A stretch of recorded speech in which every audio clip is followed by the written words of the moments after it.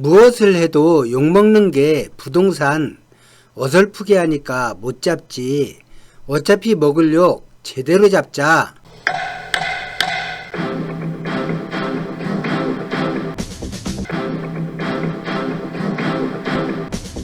요즘 정부 여당이 포커스리 들으며 입법 처리한 부동산 3법이 있습니다. 영상을 시작하기 전에 쓸데없는 공산당 이런 댓글 다시며 과도히 비난할 분들을 위해 한 말씀 드리겠습니다. 공산주의는 기본 개념이 공동생산, 공동분배입니다. 기본적으로 분배된 것 외에 사유재산은 인정되지 않습니다.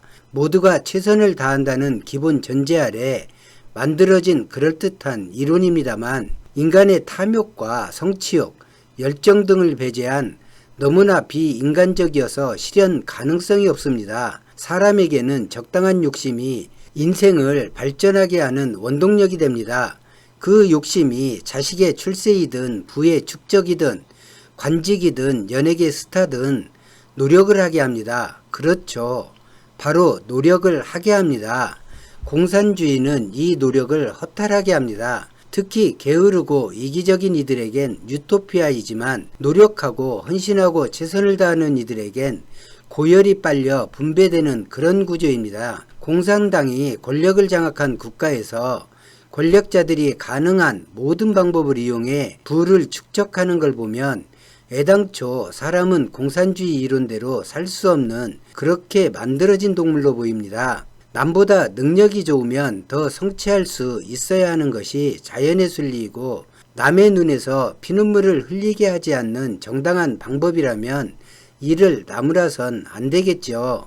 부동산 3법이 입법화되었습니다. 부동산은 가장 대표적인 공급과 수요가 맞물려 가격이 형성되는 경제 지표 중 하나입니다. 집을 팔 사람이 100명 있는데 살 사람이 10명이 있으면 다른 이보다 빨리 집을 팔거나 좋은 가격을 받기 위해서는 싸거나 부대 조건을 좋게 만들어야 합니다. 사는 사람이 갑질할 좋은 환경입니다. 그런데 변수가 있습니다. 살 사람은 10명인데 전세나 월세로 살기를 희망하는 사람이 100명이 있으면 분명 집을 사기 위한 경쟁에선 살 사람이 갑인데 그 집에 들어가 살기 위한 경쟁률은 오히려 1.1대1로 수요가 공급을 앞서버립니다. 재미있는 건 집을 가진 이 100명 중 집을 급하게 팔 생각이 없는 이가 대다수라면 사는 이가 적어도 집 가진 이가 갑이 되는 것입니다. 강남 3구가 대표적으로 그런 지역이고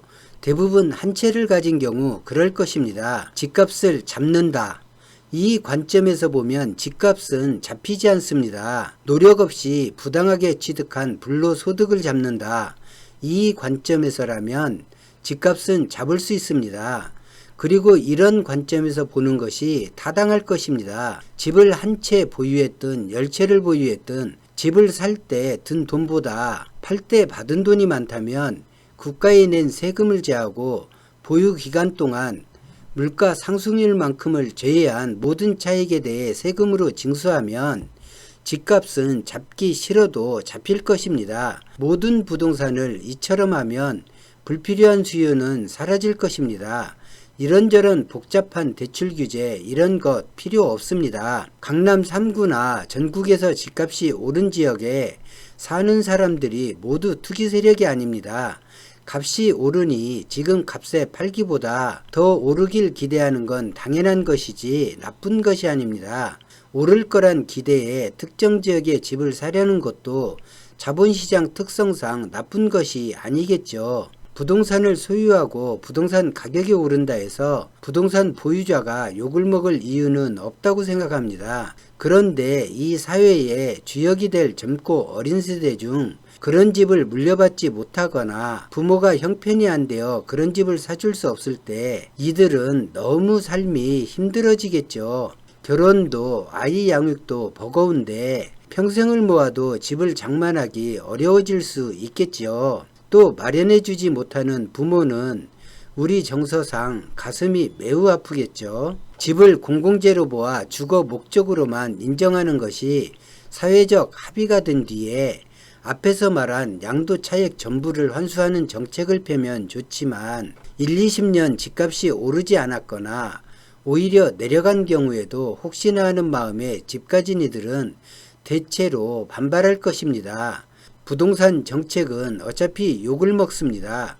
사유재산 침해라는 비난도 들을 수 있습니다. 신규 건설되는 주택들이 대규모 미분양될 수도 있습니다. 하지만 장기적으로 보면 특히 미래 세대에 이보다 더 좋은 선물은 없을 것입니다. 부동산이 침체하면 물가동향, 경기 활성화 지표에 초기엔 아주 좋지 않은 영향을 주겠지만 어차피 지표에 삽입되는 항목도 당국이 정합니다. 어차피 욕먹을 각오로 정책을 펴는 이유가 부동산 안정에 있다면 단순한 것이 가장 큰 효과를 봅니다. 전 월세의 경우도 너무 머리 아프게 하는 듯 보입니다. 전세는 집값의 최고 60%로 정하고 이 전세값을 주택가격에 환산해 보유세를 정하고 월세의 경우 보증금과 월세를 같은 방식으로 산정해 주택가격으로 환산해 세금을 부과하면 적절한 소득 이상이 발생하지 않을 것입니다. 지나치게 올려보아야 결국 세금으로 추징되니까요. 그리고 이렇게 하면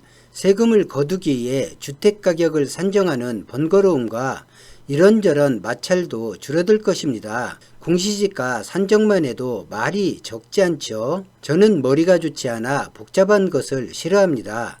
복잡한 것은 보통 결국 누더기가 됩니다. 여론은 여론대로 놓치고 효과는 효과대로 못 보고 뭐든 하려면 제대로 해버리고 그래야 일하는 공무원도 편하고 정책 대상이 된 국민도 마음을 정하기 쉽습니다. 주거 목적으로 사는 사람들이 시장에서 형성되는 가격에 사고 파는 것을 그리고 미래 추가 수익을 기대하는 것을 나무라지 말고 우리 미래 세대를 위해서 부동산으로 발생하는 불로소득에 대해 개념 정리를 할 때가 되기도 했습니다.